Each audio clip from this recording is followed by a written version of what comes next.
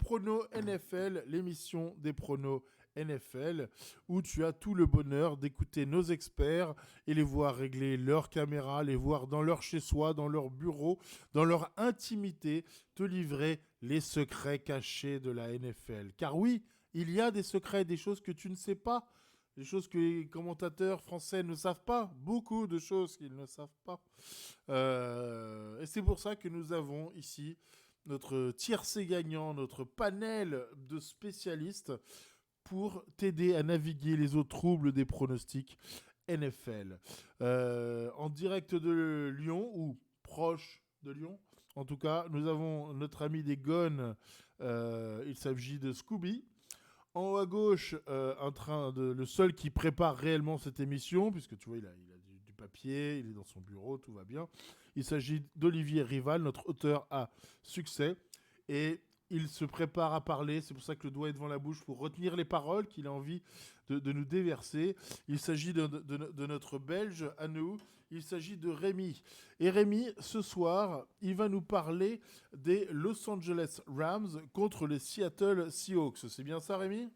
Ouais, c'est bien ça. Donc, je vais parler de ce match-là. Pourquoi? Parce que c'est un match très intéressant dans le sens que c'est un choc de la NFC West. C'est une division qui est très ouverte. On a les Seahawks qui sont en tête avec 6 victoires pour 2 défaites. Et suivent les Cardinals et les Rams avec 5 victoires pour 3 défaites. Donc, c'est vraiment un match très important, un match clé. Surtout pour les Rams, parce qu'en cas de défaite, j'ai l'impression que les playoffs s'écartent assez dangereusement. Et ils sont favoris pour ce match, les Rams. Ils ont une attaque qui leur permettrait de faire très mal à la défense des Seahawks, qui est plus que perméable par les airs. C'est la pire, voire une des pires défenses de la ligue en ce qui concerne la défense de la passe. Au sol, ils sont un peu mieux et ça va sans doute leur faire du bien face à une équipe des Rams qui varie un petit peu au niveau du jeu au sol et qui est quand même top 10. C'est assez surprenant de les voir top 10 dans cette catégorie, mais ils sont pas mal. Mais ils vont devoir profiter du jeu de Jared Goff ce week-end pour espérer l'emporter. Je- Ça va être un match très serré. J'ai l'impression que ça peut être un shootout, malgré une défense des Rams qui est plutôt solide. La secondary fait mal. On a toujours Donald qui est là. Je crois qu'il en a 9 sacs cette saison. C'est quand même pas mal du tout. Euh, et en face, on a des Seahawks qui sont pas très convaincants. Les deux équipes restent sur 2 défaites et une victoire. Donc c'est vrai que sur les 3 derniers matchs, c'est pas le top. C'est l'occasion de se relancer. Je pense que c'est aussi le match à ne pas perdre avant tout. Au niveau du jeu au sol, les Seahawks, ben, l'absence de Chris Carson se fait ressentir très très difficilement. Et j'ai l'impression qu'on compte que sur des miracles de Russell Wilson. Ça a l'air de marcher pour le moment, vu leur fiche. Il en est déjà à 28 touchdowns cette saison, donc je pense qu'on peut pas trop le critiquer à ce niveau-là quand on voit la pression qu'il subit. Il a déjà subi 24 sacs cette saison, c'est énorme. Et il a lancé que, entre guillemets, 8 interceptions pour 28 touchdowns, c'est plus qu'honorable. Et donc voilà, le jeu au sol pourrait manquer à Wilson, alors qu'en face, on a une attaque des Rams qui est pas si convaincante que ça. Ils ont vraiment galéré face aux Dolphins, mais après, ils peuvent s'appuyer quand même sur des receveurs assez solides avec Cooper Kupp et Robert Woods, qui dépassent tous les deux largement les 400 yards. Mais c'est vrai que je suis pas vraiment convaincu par la saison de Jared Goff. Il en est à 13 touchdowns pour 6 interceptions, mais j'ai vraiment l'impression que dans certains matchs, il est pas décisif. C'est ce qui lui a souvent manqué d'ailleurs. Et donc, pour ce genre de match, c'est vrai que les Rams sont largement favoris. Ils ont une plus grosse défense. Au niveau de l'attaque, je pense qu'on est un petit peu sur le même niveau. Mais il y a un petit mais, et ce mais, c'est Russell Wilson. C'est pour ça que je donnerai la victoire aux Seahawks sur ce match-là. Je vois un shootout, je vois énormément de points inscrits. Faut pas oublier que Wilson peut compter quand même sur des solides receveurs. On a indiqué Metcalf qui fait une saison absolument hallucinante. Tyler Lockett, c'est pas n'importe qui non plus. Et donc, je pense qu'on peut assister à un très beau match. Malheureux vaincu parce que même si les Seahawks perdent, ce sera un solide coup au moral. Perdre 3 matchs sur les 4 derniers, c'est quand même compliqué à gérer. Donc voilà, je donne un petit avantage aux Seahawks, mais ça va être un match à suivre de très près. J'ai l'impression que ça peut être un shootout. Cette défense des Rams peut faire très très mal à Wilson. Il va devoir être parfait comme il l'a été dans pas mal de matchs cette saison. Et les Rams, voilà, je pense qu'ils devront profiter des lacunes défensives de leurs adversaires et pas trop insister au sol parce que c'est vrai que cette défense des Seahawks au sol, elle fait quand même très mal, alors que cette défense aérienne est bien plus que perméable. Donc voilà, très légère victoire des Seahawks, un shootout, un match très sympa à suivre. Et je pense que le titre se dessine pour eux dans cette division plus que serrée. D'accord, donc un match à regarder, surtout ça qu'on retient et surveiller donc Russell Wilson. Très très bien. Merci beaucoup Rémi et De un rien. bon week-end à toi. Également. Eh oui, Scooby. Attends, on va le réveiller. Scooby. Ouais, ouais, je suis là. Ouais, il est là, génial. Scooby, il aime bien la position allongée, mais c'est normal, c'est un Non, millénial. non, je suis assis. Ah bon? Bah oui, je suis assis. Regarde Ah, derrière moi, il y voilà, a... on l'a agrandi là pour bien le voir. Voilà, Scooby, c'est notre expert du barreau. Et ce soir, il va nous parler des Buffalo Bills contre les Arizona Cardinals. Ouais, alors la semaine dernière, les deux équipes... Déjà, ça me change de ne pas parler de choc de division parce que j'ai eu l'habitude de faire ça. Maintenant, on va parler de cross-division entre l'AFC Est et la NFC West. Chacun a affronté une autre équipe de la division la semaine dernière. Arizona a affronté les Miami Dolphins et ils ont perdu. Et les Buffalo Bills ont affronté les Seattle Seahawks, les leaders en tête de la NFC West, et ils ont gagné. C'est deux équipes plutôt bonnes, voire très intéressantes cette saison. On a des Buffalo Bills qui sont en train de qui ont de très très très grandes chances de gagner la FC Est, même si, plus que surprenant, les Miami Dolphins sont leurs concurrents numéro un. Ils ont été très convaincants la semaine dernière face aux Seattle Seahawks, face à une des meilleures équipes de la NFL. De l'autre côté, on a Arizona qui a quand même eu beaucoup de mal à Miami face aux Dolphins et qui ont même perdu le match, alors que beaucoup leur donnaient vainqueur. Et c'est un match qui va être très intéressant offensivement. On a deux grosses attaques. On a Buffalo avec plutôt une attaque aérienne, avec un Josh Allen qui est au top de sa forme, au top de sa saison. On a un Stephon Diggs qui est revenu au top aussi. De l'autre côté, bien sûr, on a toujours DeAndre Hopkins. On a même Christian Kirk qui a fait un très très gros match la semaine dernière. Mais on a surtout Kyler Murray et l'attaque au sol. L'attaque au sol des Arizona Cardinals qui est vraiment excellente. Donc, des petites stats intéressantes pour commencer. Stephon Diggs, de toutes les équipes qu'il a joué, des 20 équipes qu'il a joué plusieurs fois dans la NFL dans toute sa carrière, la seule équipe où il n'a pas fait 100 yards, c'est les Arizona Cardinals. Et je vois bien cette série se terminer. Ensuite, les Cardinals, c'est la deuxième équipe depuis 1970 à faire 250 yards à la course, 28 points par match. Pardon, 250 yards à la passe, 28 points par match et 150 yards à la course. Donc c'est vraiment une très très grosse attaque.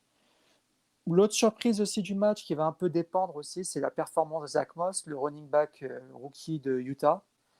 Moi je pense qu'il va faire il a fait quand même dans les 2-3 derniers matchs, il en a fait deux très bons. Et je pense que ça va être un gros match pour lui pour pouvoir compenser face à la bonne défense aérienne quand même des Cardinals. Moi, je vois bien comme pour l'ancien match qui a été parlé par Rémi, un shutout, comme on dit, un très gros match. On a deux bons QB, deux qui performent différemment, mais les deux sont à 24 TD en tout. On a deux grosses attaques, on a des défenses qui sont un peu différentes. Pas, voilà, donc pour ça que moi j'ai quand même dit Buffalo gagnant, et c'est quand même assez bon en ce moment, voire une des toutes meilleures. Équipe de la NFL, il performe en attaque, il se débrouille en défense. Moi, le match-up, il est là, hein. C'est si Buffalo arrive aussi à compenser avec Zach Moss en attaque, je pense que les ajustements qui vont être faits par la défense des Bills vont contenir l'attaque au sol des Cardinals et permettre de gagner le match. Eh bien, merci beaucoup, Scooby. Excusez-moi, hein, je regardais le résultat de mes analyses médicales et ça va bien. Ce qui n'est pas bon signe, parce que ça ne devait pas aller bien. Bref, tout va bien. Merci beaucoup, Scooby. Je te souhaite un bon week-end NFL Ciao. et bon week-end à tous. Je vous rappelle qu'il faut vous inscrire sur prononfl.com et venir consulter le travail de nos experts.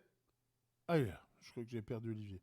Le travail de nos experts, notamment Olivier qui a gagné la semaine dernière. Très joli Olivier. Merci. Et Olivier qui donc se prépare à mettre l'Amérique et le sport, son chef-d'œuvre littéraire, en mode Black Friday. Voilà, ce sera 2 mugs pour le prix d'un, ou presque. Donc voilà, dans quelques semaines, surveille. Surveillez. Et quand tu es confiné chez toi, pour la première fois, je parle à toi qui nous regarde, hein, rappelle-toi que le jeudi de Thanksgiving, il y a 3 matchs dans la journée que tu vas pouvoir regarder au travail puisque tu travailles chez toi. Et ça, c'est rarement le cas. Et là, tu vas pouvoir te la faire tranquillou le 4e jeudi du mois. Voilà. Olivier, ce soir, tu nous parles Oui. des Los Angeles Chargers contre les Miami Pas du Dolphins. Si. Mais j'ai un peu du mal avec les Los Angeles Chargers parce que pour moi ils sont toujours à San Diego, mais tu as raison. C'est bien les Los Angeles Chargers qui vont rencontrer les Miami Dolphins à Miami. Alors a priori ça devrait être un match pas du tout équilibré parce que les Chargers sont à 2-6. Ils se déplacent chez les Dolphins qui sont à 5-3. Donc a priori il y aurait un gros avantage pour Miami, mais j'ai choisi ce match parce que je pense qu'il y a potentiellement peut-être une surprise. Et en tout cas, ça sera intéressant parce que ça va être quand même l'affrontement de 2 des 3 QB dont on parle beaucoup cette année, les 3 QB rookies de l'année. Donc, on a Burrow qui est à Cincinnati. Donc, et puis, pour ce qui nous concerne, Herbert aux Chargers et toi à Miami. Donc, un affrontement entre les deux qui pourrait nous permettre de découvrir en tout cas ces quarterbacks rookies qui seront peut-être les stars de la NFL de demain. Pour l'instant, l'avantage il est pour Herbert parce qu'il a fait plus de starts pour le coup. Il a une très jolie fiche malgré le fait que les Chargers perdent beaucoup de matchs. De son côté, il en est à 181 sur 269, 2146 yards, 17 TD, 5 interceptions. Donc c'est vraiment une très très belle saison de rookie. Il est sans doute bien parti pour être le rookie de l'année à égalité pour l'instant avec Burrow. On verra ce que ça donne en fin de saison. Mais il n'a pas de chance. Il n'a pas de chance parce que, à l'image de ce qu'il a connu la semaine dernière contre les Raiders, il a perdu le match sur une dernière Hail Mary qui a été dans un premier temps acceptée puis en fait refusée. Et effectivement, le receveur n'avait pas vraiment le contrôle de la balle. Donc, ils ont perdu là-dessus. Les Chargers commencent à être habitués. Ils ont pratiquement perdu tous leurs matchs. Enfin, les 6 matchs qu'ils ont perdus depuis le début de la saison, ils étaient pratiquement tous à moins de 1 TD. Donc, ils ont la poisse. Ils ont la poisse. Et cette poisse, elle est peut-être due au fait que ils ont un jeu qui est très, très basé sur la défense, enfin, sur l'attaque aérienne. Parce qu'ils ont des gros problèmes de running back, notamment de blessures. Ils ont Jackson qui est blessé. Ils ont leur petit rookie Keely de UCLA qui est assez décevant. Ils ont Ekeler qui avait fait un bon intérim, qui est lui aussi blessé. C'est pour ça qu'au trade deadline, ils ont embauché Ballage qui arrive des Jets, qui a fait un bon match la semaine dernière. Donc, s'ils se remettent à courir un petit peu, à équilibrer leur jeu en attaque, il pourrait être intéressant parce que Herbert joue bien avec un bon jeu de running back. Ça peut être une équipe qui peut accrocher, qui peut faire des surprises d'ici la fin de saison. Je pense que leur fiche de 2-6 est vraiment sévère par rapport à ce qu'ils peuvent faire. Alors en face, les Dolphins, en plus, ils vont être un petit peu handicapés parce qu'ils ont 2 de leurs starters de défense, Wilkins et Van Noy, qui sont arrêtés cette semaine à cause du Covid. Ils ont été testés au Covid positif et ça va leur faire un gros trou parce que l'avantage, l'atout majeur des Dolphins cette année, c'est leur défense. Ils ont une défense qui est très opportuniste. C'est la 4e de la ligue pour ce qui est des points encaissés parce qu'ils encaissent que 20 points par match. Pourquoi ils encaissent pourtant pas mal de yards, mais ils font la différence sur les turnovers. Ils font beaucoup d'interceptions. Ils rattrapent. Enfin, ils font beaucoup tomber la balle des bras des coureurs adverses. Ils sont 4e aussi sur les fumbles provoqués. Donc leur défense est vraiment au point. Avec 2 starters en moins, ça sera un petit peu plus difficile. Tua, il a que 2 matchs de starter derrière lui. Il est 34 sur 52, 350 yards, 3 TD, 0 interception. Donc c'est plutôt pas mal. La semaine dernière, il a été plutôt solide contre Arizona. Donc, à lui peut-être de montrer qu'il peut monter son niveau. Il sera favori dans ce match. Ils ont eu pas mal de réussite sur les dernières rencontres. À 5-3, ils ont vraiment une chance d'attraper une place en play-off. Donc, ils vont être favoris. On va voir ce que ça va donner. Le problème des Dolphins, c'est un petit peu comme les Chargers, c'est qu'ils ont pas de jeu de course très efficace. Donc, si la défense n'est pas là, il va falloir que Tua marque des points. Ça va être intéressant de comparer un petit peu ces deux jeunes QB. Je pense que les Dolphins devraient quand même s'en sortir, mais le match risque d'être plus serré que prévu. Je ne serais pas étonné que ça se joue à quelques points. Donc, moi, je joue les Dolphins, mais la surprise est vraiment possible. Et c'est un match qui sera intéressant à suivre en tout cas. Mais écoute, merci. Et donc, les Chargers, c'est pas San Diego le problème? C'était pas Philip Rivers le problème? On sait toujours pas ce que c'est le problème en fait. Les Chargers, on verra. Philip Rivers, c'est pas vraiment le problème. Il suffit de voir ce qu'il fait aux Colts. Philip Rivers, il a l'expérience, il démarre pas mal.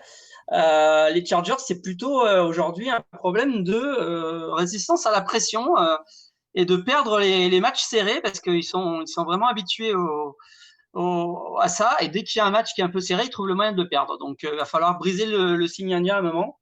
On verra ce que ça donne dimanche à Miami. Génial. Merci beaucoup, Olivier. Et je te souhaite un très très bon week-end. Bon week-end, à la semaine prochaine.